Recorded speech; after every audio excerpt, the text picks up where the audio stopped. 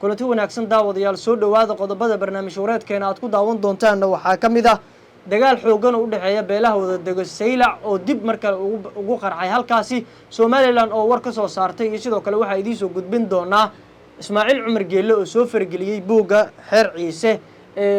dhawaanahan bal iskugu heystay magaalada Saylac ee gobolka Awdal sidoo kale tan waxa idin soo gudbin doona maxaa ka runa in gobolka Awdal oo noqonayo maamul hoostaga dawladda federaalka ah ee Soomaaliya iyadoo muddooyinkii ugu dambeeyay dawladda Soomaaliya ay waday in ay fashiliso sidoo kale tan fargelin baan ay ku heysay sidii loo joojin lahaa aqoonsiga maamulka Somaliland qodobadaasi wixii nagu soo kordho ayaad barnaamij wareedkan qaybtaan aad ku daawan doontaan haddii aad nagu cusubtaan nagu soo biiro ka mid noqon saaxiibada sida joogtada nagu xiran haddii aad hor noola joogtana waad ku maasantahay la socodka iyo la jaanqaadka wararka degdega ah ee halkan aan ku soo gudbino soo dhawaada saaxiibayaal aan ku bilaabay wararka ka imaanaya magaalo xeebeedka Saylac ayaa sheegay in maalmihii u dambeeyay halkaasi ay ka taagnaayeen xiisado colaadeed oo u dhaxeeya laba beelood oo wada dega halkaasi iyadoo la isku haysto xirigelinta iyo sidoo kale in la ansixiyo ku dhaqmida buuga Xeer Ciise oo u degsanaa muddo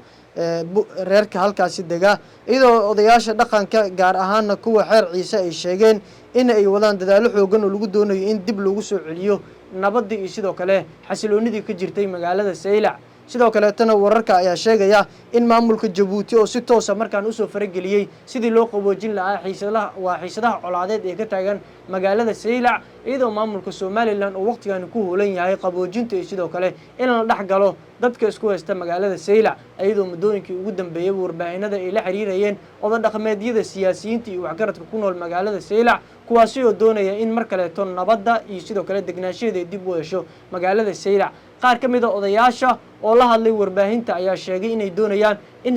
magaalada Saylac ay ku soo noqoto inay ku soo noqoto nabadgelyadii iyo sidoo kale nabadeedii hore ayadoona ay sheegeen in magaaladan ay tahay magaalo qadiimiya sidoo kale tan ay qayb ka tahay magaalooyinka ilbaxnimada Soomaaliya gaar ahaanna waxa ay sheegeen in waqti dhow la xalin doono khilaafyada iyo sidoo kale dagaalada ee u dhaxeeya beelaha wada dega halkaasi ayadoo muddooyinkii ugu dambeeyeen halkaasi ay ku dagaalamayeen Reer Ciise iyo sidoo kale beesha Samaroon oo wax ka degaba labadoodaba guud ahaan maamulka ama magaalada Saylac ee gobolka Awdal iyadoona sidoo kale waa xisbiga ka oo kamid ah maamulka xisbiyada ka jira ee Somaliland uu dhowr mar ku soo celceliyay in loo baahan yahay in xukuumadda Somaliland waqtigan talada haysa ay dib ugu laabtaan magaalada Saylac iyadoona muddooyinkii ugu dambeeyay madaxweynaha maamulka Somaliland Cabdiraxmaan Ciro oo ku baxayay dagaalada iyo sidoo kale isqabqabsiyada ka yimaada magaalooyinka sidaan oo kala iyadoo horaantii 2 bil ka hor uu booqday magaalada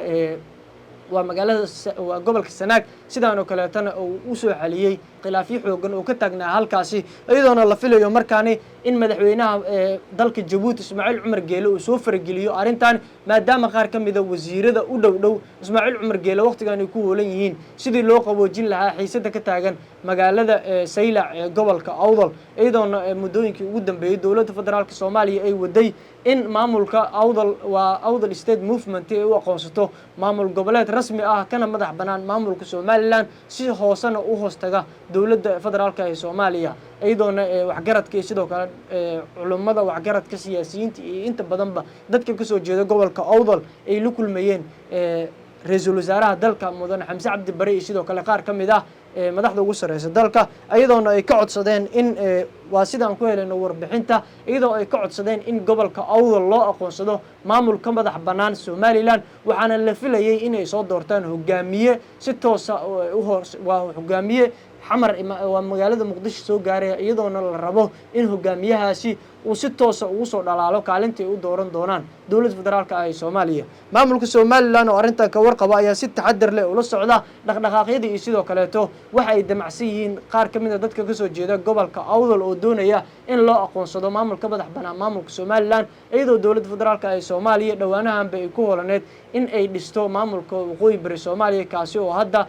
maraya meeshii ugu dambeysay iyadoona dhawaan madaxweynaha maamulka waqooyi bari Soomaaliya Cabdiqaadir oo Cali Nuur Firdhiye cali masaarkiisa si rasmi ah ugu dhici doono magaalada Laascaanood ee xarunta ah maamulka Sool sidoo kale tan Firdhiye cali masaarkiisa inuu tago madaxweyne Xasan Sheekh Maxamuud ayaa lagu xiray shuruudaha inuu fasaxo maxaabiista maamulka Somaliland ee wali ku xiran magaalada Laascaanood maxaabiistan ayaana ka mid ahaa maxaabiis lagu qabtay dagaaladii Somaliland iyo sidoo kale maamulkii hore ee ACC Khaatuum ku dhexmaray magaalooyin dhowr ay ku jiraan magaalada waa magaalada Laascaanood iyo sidoo kale qaybo kamid ah gobolka waa gobolka Sanaag iyo Sool si kastaba ahaatee waxaa la filayaa in odayaasha waxgaradka iyo sidoo kaleeto dadka ka soo jeeda maamulka Somaliland iyo sidoo kale dalka Djibouti ay dhexdhexaadiyaan colaadahan ee ku soo laalaabtay gobolka waa magaalada Saylac iyadoo waqtigaani qarka la isku saaray mar kale inuu dagaal ka dhaco magaalada Saylac sidoo kale tan barnaamij wareedkeena waxaan ku soo gabagabeyn doonaa codka qaar ka mid ah dadka reer Ciise oo ka hadlay dagaaladii muddooyinkii ugu dambeeyay ka dhacay magaalada Saylac gobolka Awdal maalin iska daaya saacad dib uma dhacayso saacad dib uma amni darteed baan u qabtay yiri amni ma qabana dab u shiday beesha Ciisana waxaan leenahay dib baan u tashanaynaa tala damba inoo dambaysa agasta wax naga dambeeyay ma jiro waan diyaarnahay waan imanaynaa Saylac Ciisana meeshuu ka joogaba ka yimaado oo annagoo gendihii amba goortidii beelweynta Ciise oo fadhina gurigii ogaas Mustafa Maxamed Ibrahim annagoo fadhina waxaan baaq u diray bishuna tahay 13 bishii 11aad waxaan baaq labaad u diraynaa oon ka diraynaa baaqi ka soo baxay madaxda ra'iisul wasaarka wasiirka arrimaha gudaha ee saaka uu kaga dhawaaqay Saylac taabaan baa ka soo diraynaa waxaan u diraynaa beelweynta Ciise halkay dooniba ha joogtee ballantii Hargeysa aan kala imanay guriga aabba ku baaqnay Soomaalida dhaqanka odayada Soomaalida u baaqnay gebigoodaba oday dhaqameedka gebigooga aan u baaqnay beesha Ciise u baaqnay waa sideedii waa bishii 12aad shanteedii maalin iska daaya saacad dib uma dhacayso baaqa ka soo baxay filaynin ninka wasiirka ee dawladda ee madaxdii oo dhan watay saddex habeen Saylac galay shirka ka soo baxay baaqa ka soo baxay ma qaadan mana yeelayno mana yeeli doono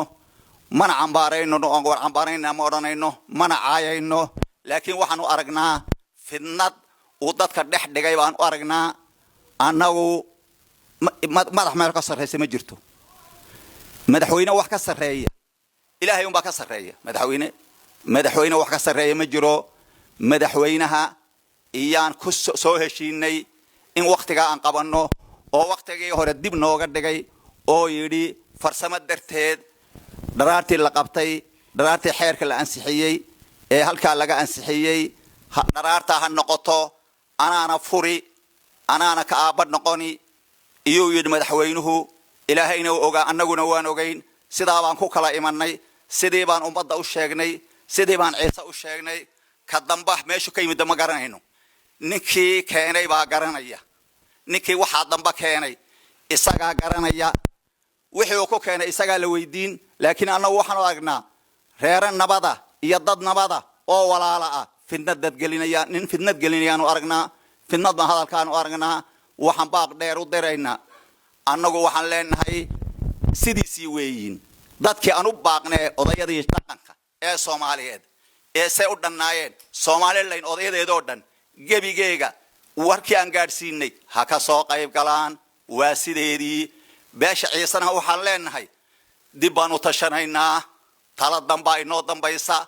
meesha doonta joogay waa tashanaynaa degdeg baan u tashanaynaa hadalka wasiirkan ka tashanaynaa wax kale kama tashanayno ballantii waa sideedii iyadu ma ina ballantii la noqday hamoodina beesha doontiiba jooga laakiin hadalka wasiirka hadduu ka laami waayo oran waayo war waan khaldamay waan iniga daayay hadduu oran waayo taabaan ka tashanaynaa si degdeg aan inuu baaqi doona haddii Allah yiraahdo oo isku gebigeenu waa isku imaynaa saddexda meelood kale oo joogni iyo debadaba waan isku imanaynaa taas way noo dambaysaa annaga niisoo sheegi doona ma beel fidnadeed malihin ma yidhi weligay ma yeelan fidnad shaqa kuma lihin waana yaqaana taariikh baan leenahay Soomaalina annagu kuma Soomaaliya iskama hor imanna wax Soomaali yiraahdo dadka kala jiijidan annagu dad Soomaaliyeed Ciise oo dad Soomaaliyeed islaayeen horeba looma arag beel nadbeed baan nahay meel kale hata laga xukumo ogaas qura leh indha qura leh dhiga qura leh boqol dhigood anagu ma kala hin boqol qalbina ma lihin qalbi kale aan leenahay wixii aad noogu ballan qaaday anagu halkii bay noo tahay saacadii buu ma dhigayna saacad aad u dhigaysa madaxweynow hadda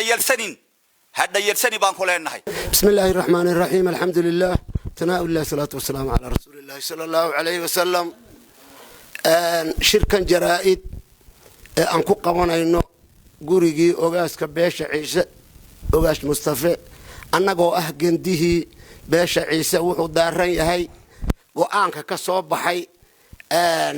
kii aan kaga jawaabaynay ka soo baxay muxuu ahaayay saylac ka soo baxay saaka kaasaan kaga jawaabaynaa waxa weeyin meel keliya oo haa iyo may lagu yidhaaho annagu weli ma arkin gandihii baan nahay madaxweynaha Soomaaliland odayaashii hor fadhiistay baan nahay been ma sheegayno wax been oo sheegayno ma jirto ninkii yidhi maaragtay bisha waa in xafladda la qabto nabadna lagu qabto madaxweynuhu ahaa wasiirku ninkii afkiisa uga waramay ee maaragtay anna waa nigu raacay uu yidhi madaxweynaha ahay arrinkaasi dab buu shiday ninka halkaa baaqa ka maaragtay go'aanka ka soo saaray amni darteed baan u qabtay yidhi amni ma qabanna dab buu shiday waxaan leenahay dabkaa aad shiday wixii ka dhaca cabdallow adiga allaha ku weydiiya waxaan anagu leenahay ballantii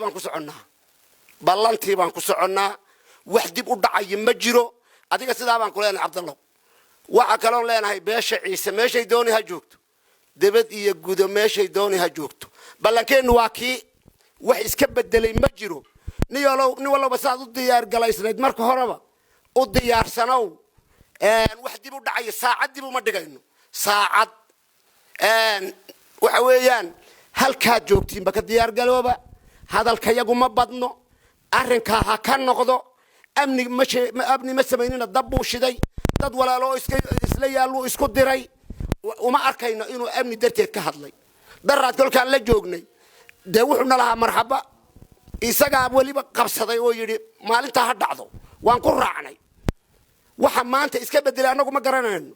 dee nin wasiira oo been sheegaya weli annagu ma arag